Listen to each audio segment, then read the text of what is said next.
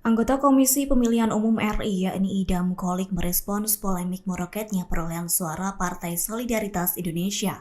Yakni Idam Qolik pada Minggu 3 Maret 2024 meminta kepada publik untuk menunjukkan bukti atau fakta apabila merasa janggal dengan hasil rekapitulasi sementara atau real count pemilihan umum 2024. Idam menyatakan siapapun berhak untuk menyampaikan komentar. Namun menurutnya hal itu harus dilandasi pada bukti dan fakta.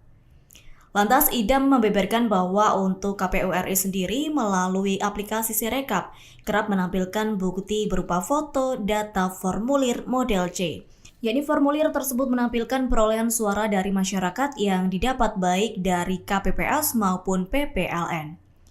Atas hal itu, Idam meminta publik untuk melihat foto formulir model C apabila sedang mengakses Sirekap atau website real count KPU.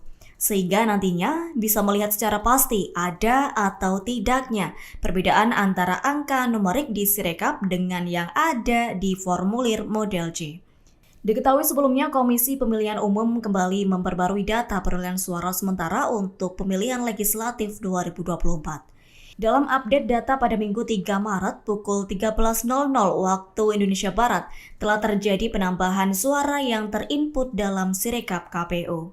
Pada perolehan suara sementara itu ada beberapa partai yang berpotensi besar lolos ke parlemen, termasuk PSI yang memperoleh suara sekira 2.403.210 atau 3,13% suara. Dilaporkan PSI berpotensi lolos, pasalnya hingga kini proses rekapitulasi suara masih terus berlangsung. Sehingga kemungkinan perolehan suara itu masih bisa bertambah.